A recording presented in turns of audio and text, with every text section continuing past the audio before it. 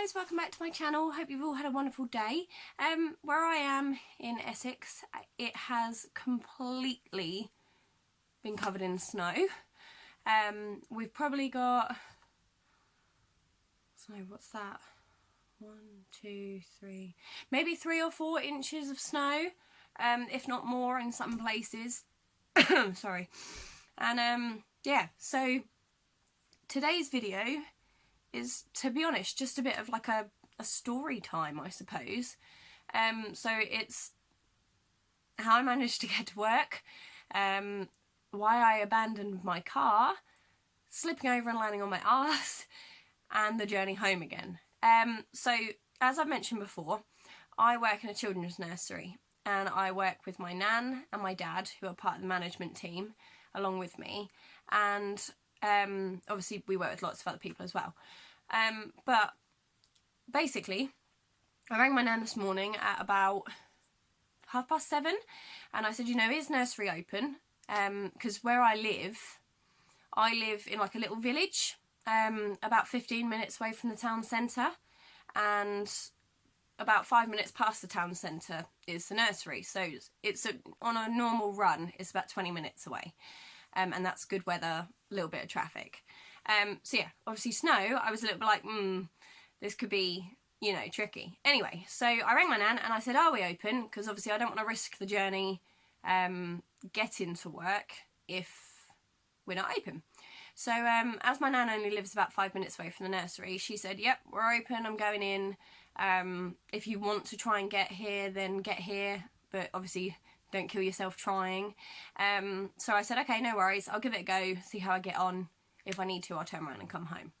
So Dre didn't go to work today because he's a builder, and he would have been working about 45 minutes away from Colchester where we live, and his boss just said, I'm not even going to risk the snow, like it's not worth it, we'll take a day off.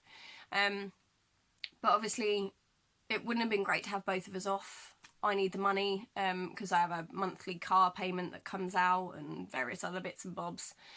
So I thought, if I can get to work, I'm going to try. So yeah, I got to work eventually, but I left mine about 8:10, and I went round the country roads.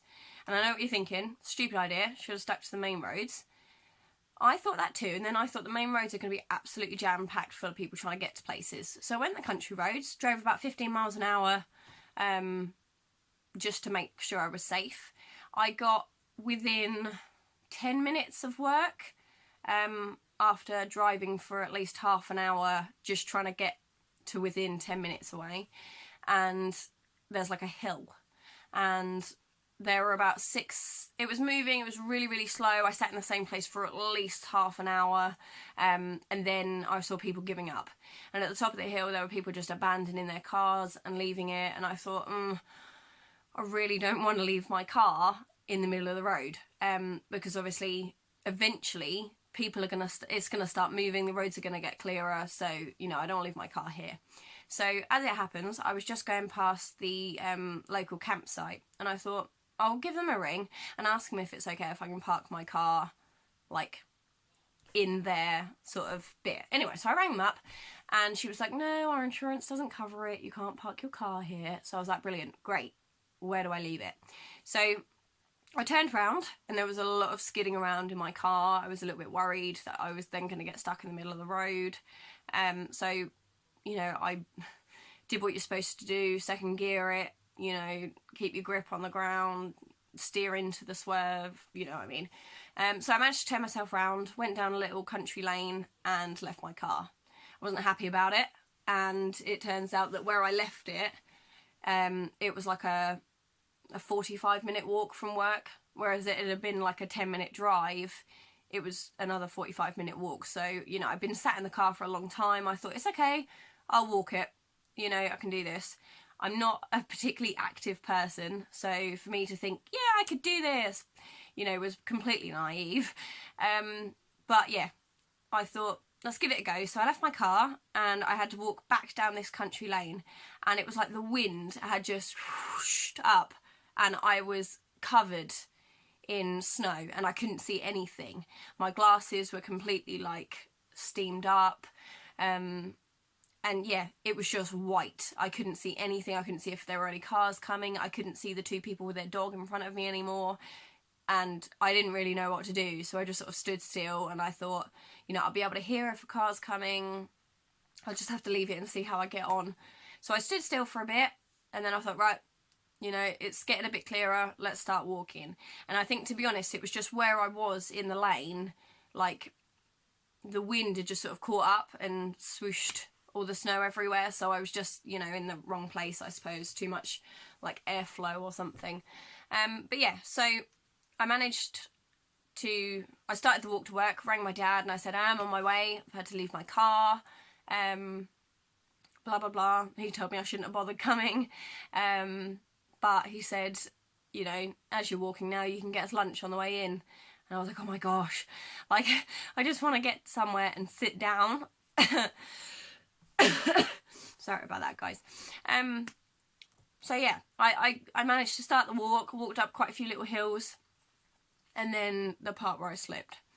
So I'd wore just some cheapy boots from Primark that look a little bit like walking boots, but obviously they're not going to be great. But they were pretty good to begin with. And then I thought, you know what, there's too much snow on the pavements, I'm going to walk in the road. But where obviously the cars have been driving on the snow, it's like compacted it all down, and now it's kind of slippy, which is obviously why the cars are skidding all over the place. But that didn't occur to me at the time. So yeah, I was walking along, thought it was alright, my bag was kind of heavy, and I was like, oh, you know, at some point I just want to stop. And I thought, I can't stop because it's snowing, so, you know, I'm already covered in it from head to toe. And yeah, I went to step back onto the pavement. And I missed the pavement because I couldn't see what was snow and what was pavement. So literally went to step up and just went whoop, straight on my arse. Completely, what's the saying?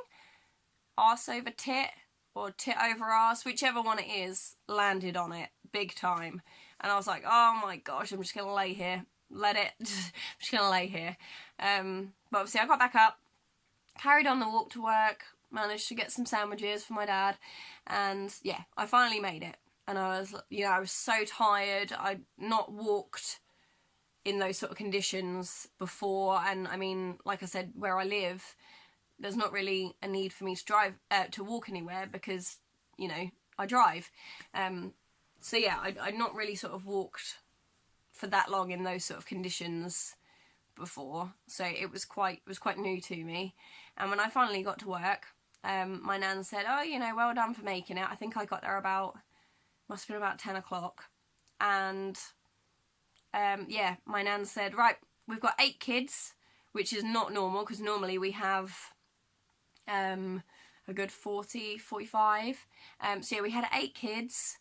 Loads of staff were off because they didn't either want to brave the weather or, you know, anything like that. So the ones that were within sort of close walking distance came. And she said, we're going to shut at 1 o'clock. And I was like, oh my gosh, you know, I've come and I've walked and blah, blah, blah. And it was fine because, you know, I needed the money, and because she was choosing to close, obviously it still meant I'd get paid for that day. But yeah, I got there. A lot of my friends weren't in because obviously the weather, a lot of them didn't want to brave it. Yeah, I made it. And then I thought, now what? You know, 1 o'clock comes, I want to go home. So my dad, who doesn't live far away from the nursery, he walked as well, and I think it took him about 20 minutes to walk to work. And he said, oh, it's fine, you know, you can come back home and you can stay the night and then we'll just go in together in the morning. And I thought, well, I haven't bought a change of clothes, and, you know, when I moved out I took my bed, so there'd be nowhere for me to sleep. I know I could sleep on the sofa or, you know, just on the floor or something, that's fine. But I just thought, I just kind of want to go home, you know, in case, obviously, the weather's really bad again tomorrow and we end up don't going in, you know. So I thought, no, it's fine, I will try and walk home. And he said to me, okay, I'll come with you, like, we'll get to your car first, see if we can get it out, because the roads would be better, blah, blah, blah. So anyway, we walked all the way back down to my car, and I reversed it out, and everything was sort of, like, okay. And then I got stuck, and Dad had to get out and push, because I got myself sort of stuck on a grass verge in all the snow. But yeah, I drove him to within about 5 minutes of where he lives, so he could just get out and walk, because he didn't want me going back up the hill I tried to get up like earlier on. And then I had to drive all the way to Asda to get some petrol because my car was so low, and obviously stupidly I thought, no, it's fine, I'll get petrol tomorrow, obviously meaning yesterday. And then with the weather being as bad as it was, I didn't have the chance to get petrol, but I didn't want to risk another day of not getting it, so I got petrol on the way home from Asda. And then yeah, I did the rest of the journey home. Our road that we live on is down a little lane, and yeah, I mean, not many cars go down it, so it was quite slippy. My car sort of skidded about a little bit, but yeah, I made it home. I have survived the Beast from the East, which is actually a really cool name for like a weather warning, don't you think? The Beast from the East, that's friggin' awesome. But yeah, so that was my day. I, abandoned my car, slipped on my arse, and walked the furthest in the worst conditions I've ever done. So I'm pretty proud of myself. But yeah, I got home from work about 2:15, I think I got home from work, and I slept until like 8 o'clock. I was like dead to the world. I was so tired out, and I just didn't fancy doing anything. Lynx came and sort of laid next to me and kept sort of nuzzling my face. I think he was hungry, rather than just wanting attention. But yeah, I made it, and then I chilled out for a bit, watched a bit of Supernatural with Dre, and then had a shower. As you can see, my hair is wet, I need to dry it. But yeah, I thought I'd sort of come on and I'd tell you guys about my day, and find out how your days have been. What's the weather like where you are? Is it as bad as here? Are you in wonderful sunshine? Like, what's going on? What's the weather like? Let me know in the comments down below, because that'd be really awesome. And also, if you've had any experiences with the snow that are pretty funny or interesting or terrible even, let me know, because I'd like to hear about them. My bum hurts, just to let everyone know. It's my left butt cheek. But yeah, I thought I'd let you know about my day and just sort of see how yours was. But yeah, so I hope you enjoyed this little story time with me.